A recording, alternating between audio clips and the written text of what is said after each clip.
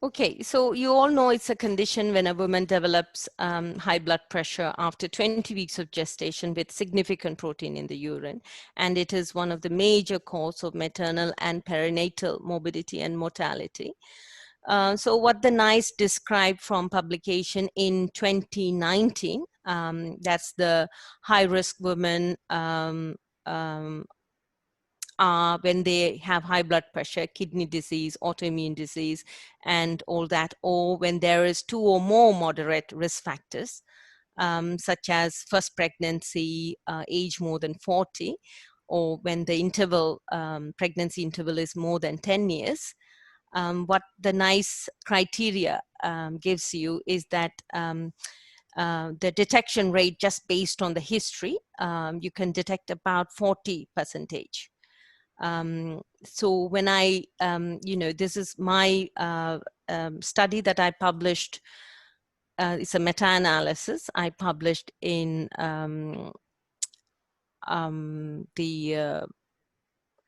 obstetric journal, the ultrasound journal, and it is looking at total almost 56,000 women.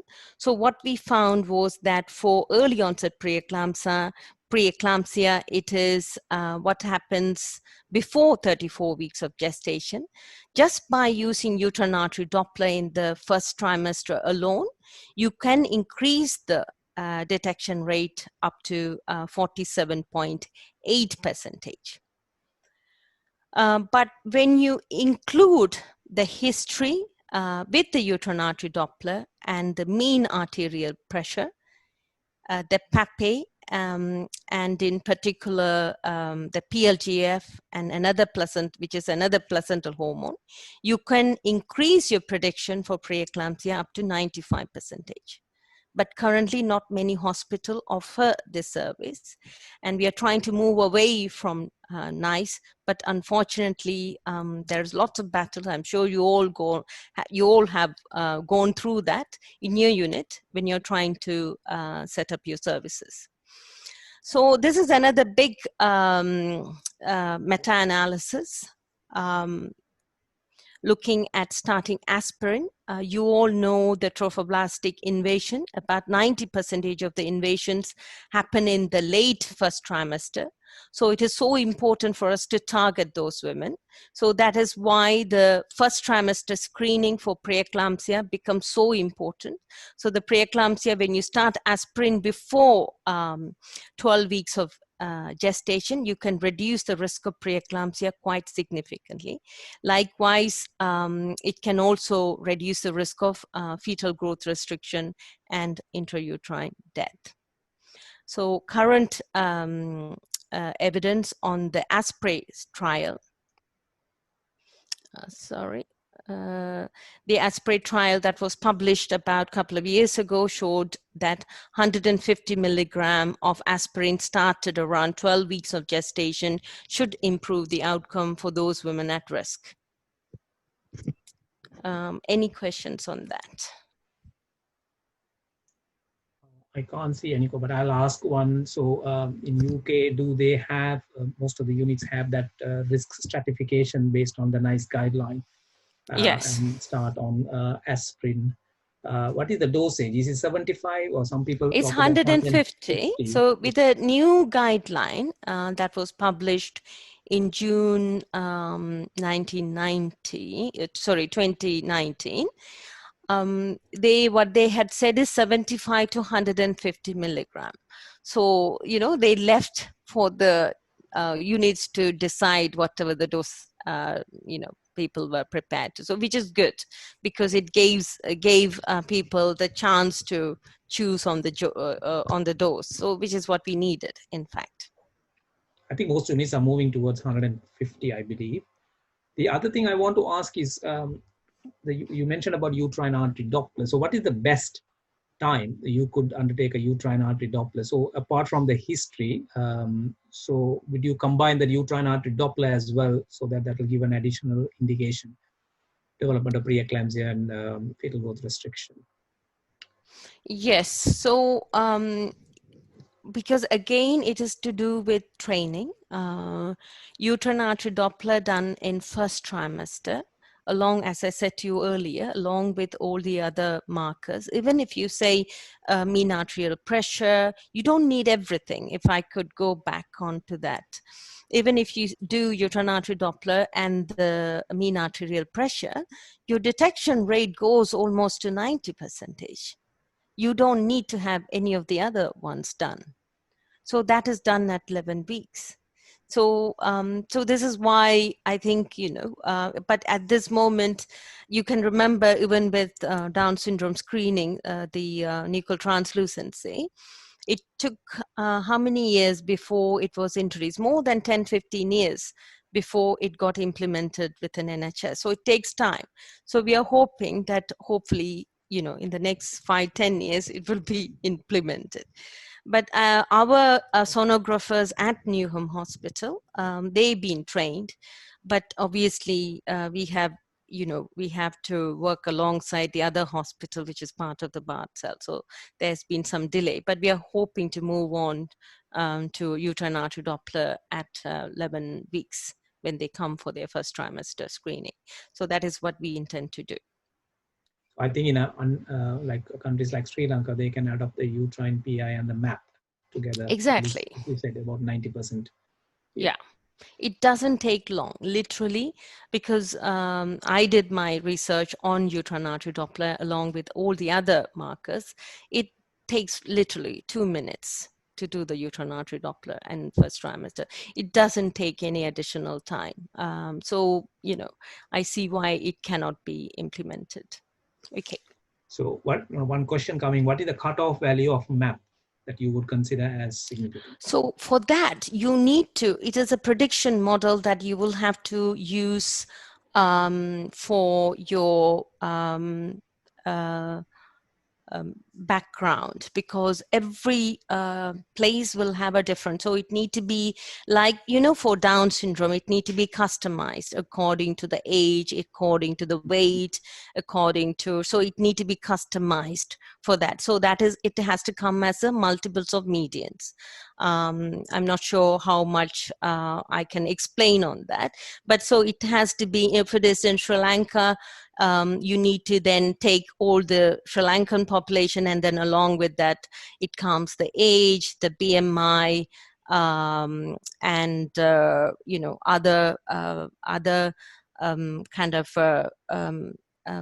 the other kind of a history that will change the prediction model. So every part, even within East London, you can't use the same one for East London to somewhere outside of London. It has to be adjusted according to the race, BMI, blood pressure, and so on. So you need to use the prediction model. Okay, Lakshmi, we can move on to the next topic, please. Okay. 1 second. There's one more question. What about mild hypertension with albumin 2+ without any PET symptoms at 33 weeks? I think that is, we are going to discuss pre-eclampsia later on. So can we not have pre-eclampsia questions? This is what we are trying to do, is we are screening for pre-eclampsia as early as 11 to 13 weeks to identify women at risk of developing. So you can start a management plan, like, for example, starting aspirin, and then making sure they have regular scans and regular close monitoring of the blood pressure and so on. So may I suggest that we have another session, I think the week after, on pre-eclampsia. So we can ask the questions on pre-eclampsia on that. So here only we are talking about screening. One question coming, what is the cutoff? I can't read the whole question. What is the cutoff point of PI? I think that's a question you asked earlier. As I said, it has to be used as a multiples of median. It can't be used as 1.6 or 1.4 or anything like that. It has to be for that particular group of people. What will be the so it need to be used together. So at this moment, for uterine artery PI for second trimester, what we did was used as 1.6. But for first trimester uterine artery Doppler, even if you have to use 1.6, so we have to, as I said to you, it has to be a prediction model. And so you have to customize to your population to item, because you don't want too many identified and then you're kind of monitoring them on a regular basis and worrying these women. So you need to identify those women at the extreme end and then try and use them so that you maximize them. Obviously with a standard deviation you will miss some of them, but this is to have a cutoff. So we will never be able to tell you the exact value for the first trimester unless it is done in your, if it is for that particular population. And one more question: do you do unilateral or bilateral? Bilateral. Right. Okay, we can move on to the next topic.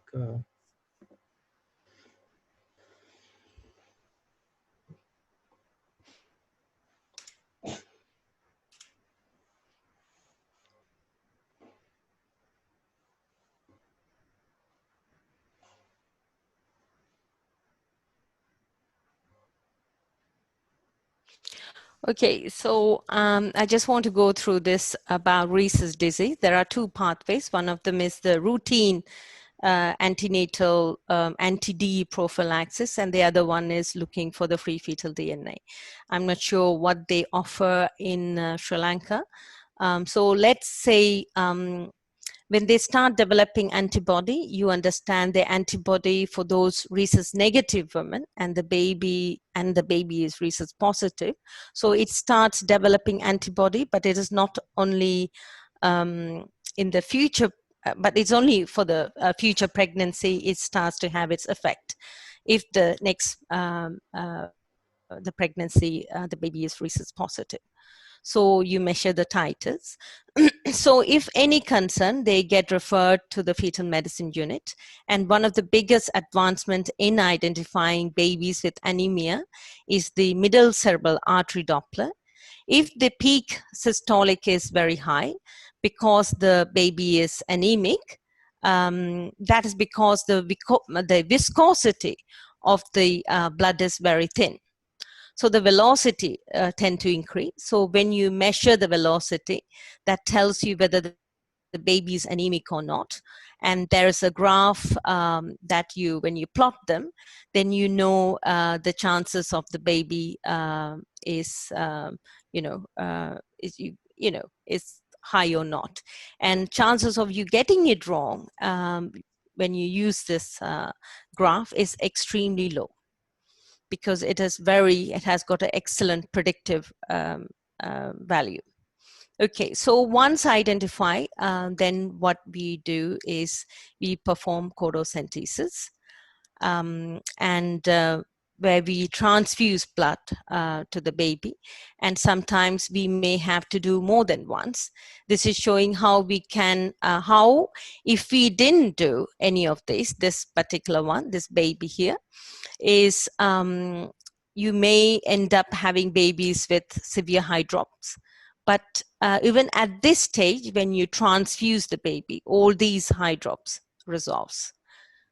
So any questions on the rhesus disease? Has anyone got any questions? So far, none. So I'll ask one thing. So in UK, you give anti-D at 28 weeks. Am I right? Yes, but we have moved on to the different ones now. At Bart's Health, for those women we offer these women the free fetal DNA. Okay. So based on that, you take the decision, is that right? Exactly, because then you don't have to give many of these women the anti-D injections. And depending on what the free fetal DNA tells you, and then you decide whether these women will need anti-D injections or not. Okay. So we, majority of the time, we use the free fetal DNA. But for these people who are sitting for MRCOG, but the standard practice is that you give at 28 weeks. Anti-D. Yeah, anti-D. So do you give anti-D if there is already established antibodies in the system or not?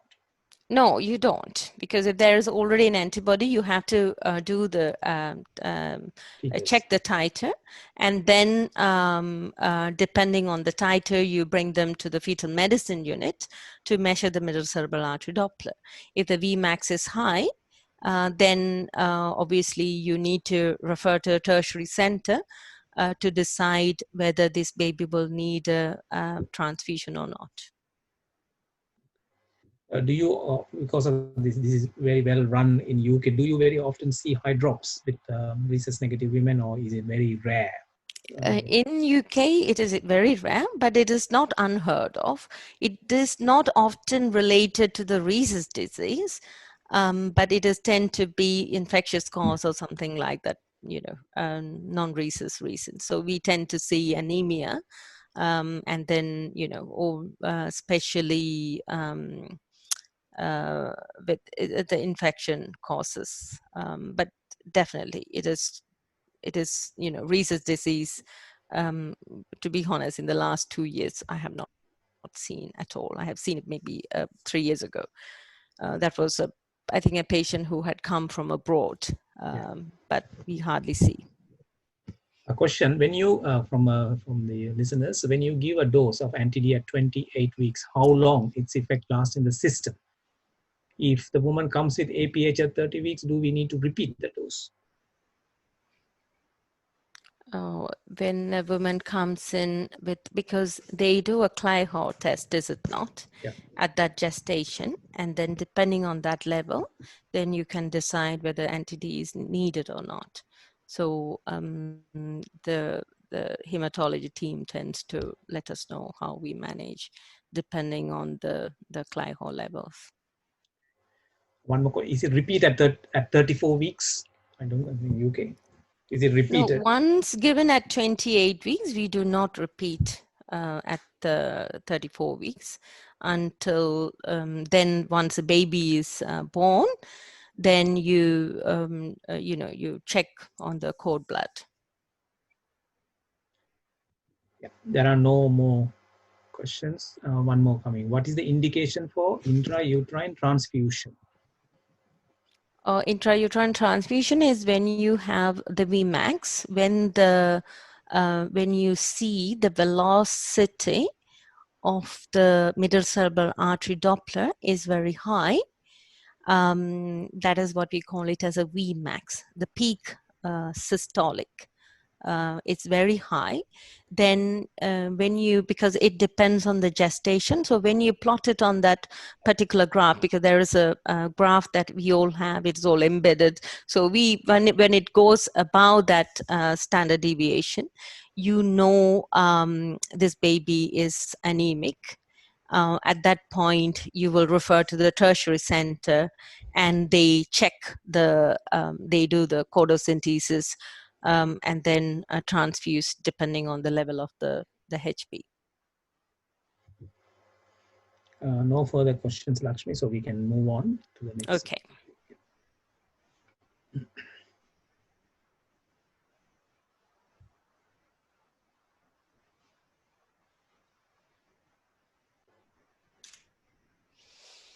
Sorry, my computer is freezing at times. Just give me 2 seconds. Okay.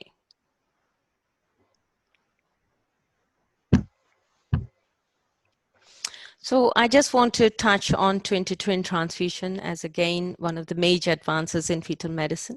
This is when monochorionic diamniotic, when they share the placenta, and these babies are at increased risk of twin-to-twin transfusion syndrome. So you have a recipient and you have a donor. The recipient, the smaller is the donor and the bigger one is the recipient, and recipient tend to be more polyhydramnios, polycythemia, and the other one is IUGR. They tend to have hypovolemia, oliguria, and so on. And but both of them are at increased risk of intrauterine death and neonatal death. So if especially if left untreated. So fetal therapy is recommended. Obviously the gold standard, the therapy is the laser treatment, is a laser coagulation is used when the blood is not equally shared between the placental surface, and it is possible to treat them by, coagulating the vessel. So this is, you can see how this is the donor and this is the recipient, and you can see how the laser is used to coagulate the surface of those vessels.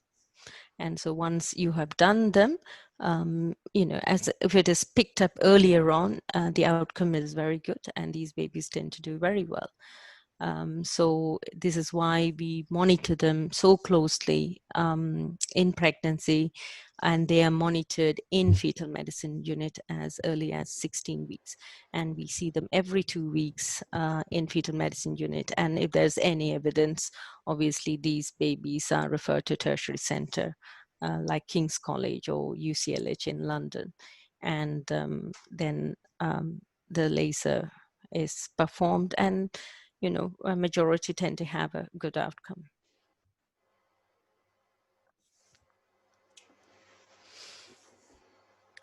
Any questions on that? So you have two different pathways for dichorionic and monochorionic. Exactly. But, dichorionic, they do very well. Often we don't see them in the fetal medicine unit unless there is any growth restriction or anything like that. Because, it is they separate placentas. Yes, they have got other increased risk like diabetes, preeclampsia, and so on, and preterm deliveries, but that's twins in itself. But for fetal medicine, it is the monochorionic diamniotic. And that is a problem. So we monitor them very closely. As soon as they show any signs of twin-to-twin transfusion, then there are certain grades that we look into, and if in case some of them may not need any treatment, obviously these babies have a procedure related risk is there, of either losing one baby, both babies, so it is the risk is there. So we only refer at a level when there is there's guideline for us to identify which one need to be referred. So those ones get referred and receive the treatment. Trap, then what is the difference between TTS and a trap? What is trap? Okay, we recently had a trap. And it is not something that you see a lot. And these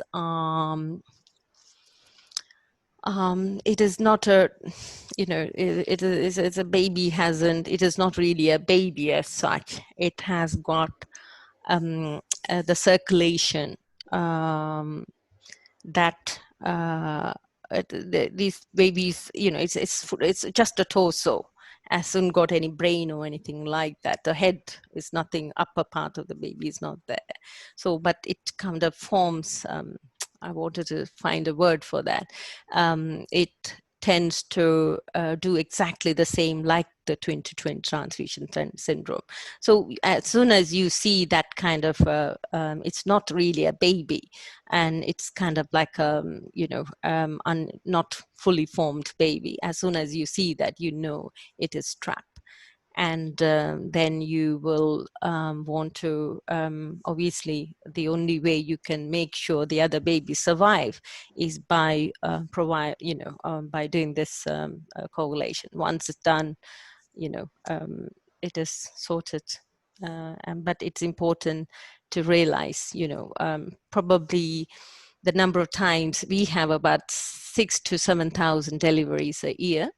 I've been at Newham for 5 years, and the only time that I have seen trap is only once. So you can imagine the risk of that happening is very slim. So most common is 2020 transfusion, and we normally have about 3 or 4 cases a year of 2020 transfusion syndromes.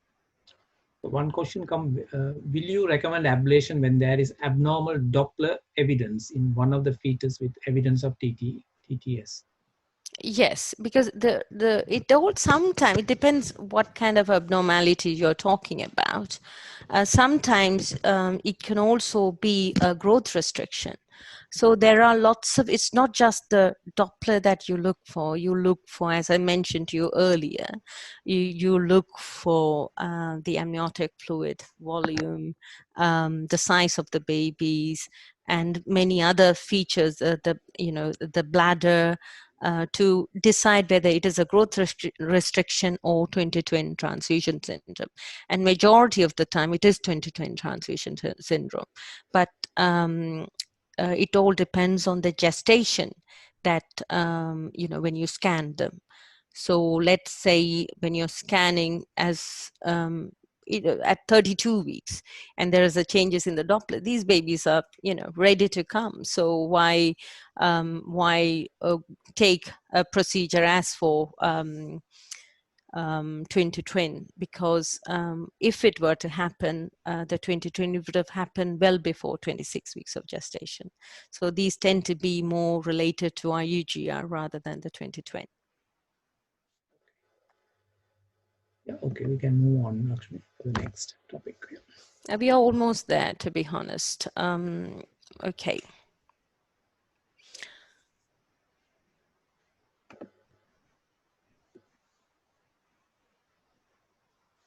So this is Spina Bifida.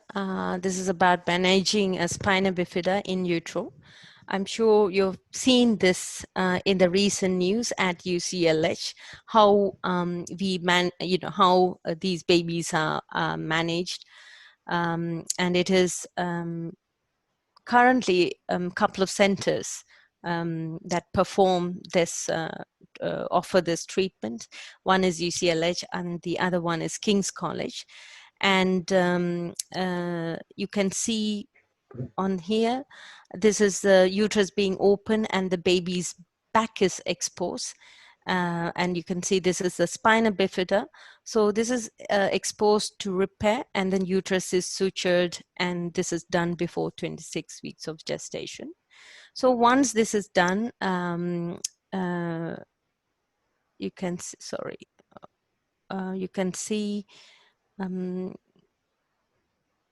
that risk of the baby with relation to mental disability and physical disability reduces quite significantly. To do any of these, you need to have obviously a good team work. Without teamwork, none of this is possible. So you need your anesthetic colleagues, fetal medicine team, midwives, the obstetrician, the neonatologist, around. So it is a massive coordination that you will need before even embarking on these kind of procedures. So yeah, so you can see how these are done. So this is for Spina Bifida, and obviously there are criteria as how you would choose which ones to go and so on. So the UCLH have got their criteria on how you can, which ones they will choose and so on. And you can see this is to prevent the herniation of the brain. So once it is done, you can see the herniation kind of stops or kind of resolves. So these babies tend to have a better outcome when it's done intrauterine. But obviously there are lots of complications with it, preterm infections and things like that. So some women obviously do not want to go for this. So it is not always easy to get women to, but some women obviously want everything done, so they go for, and we tend to refer to UCLH. One question coming coming on TTS, the TTS Quintero classification stages.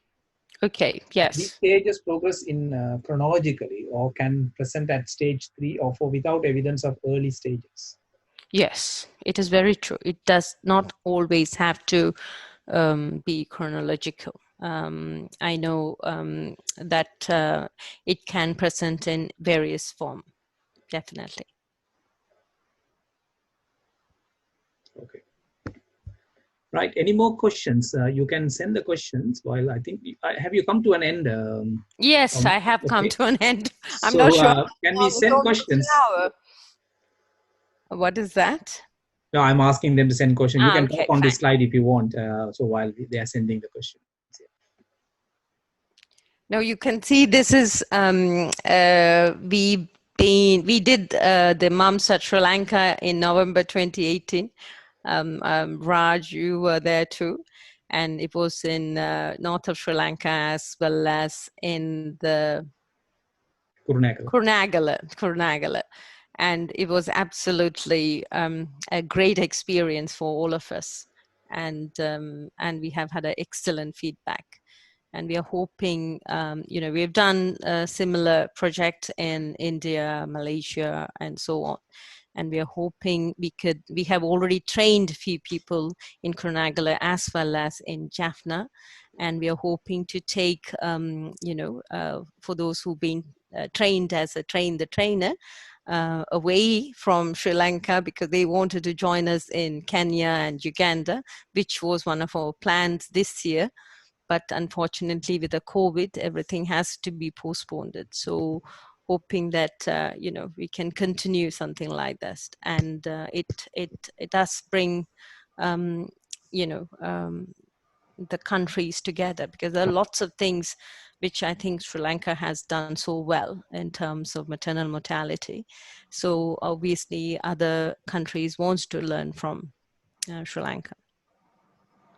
Yeah, this was a good training, and you can look. This was, I think, most likely the first multidisciplinary training we had. Midwives, nurses, consultants, Yeah. junior doctors, all together, and yeah, it was well received.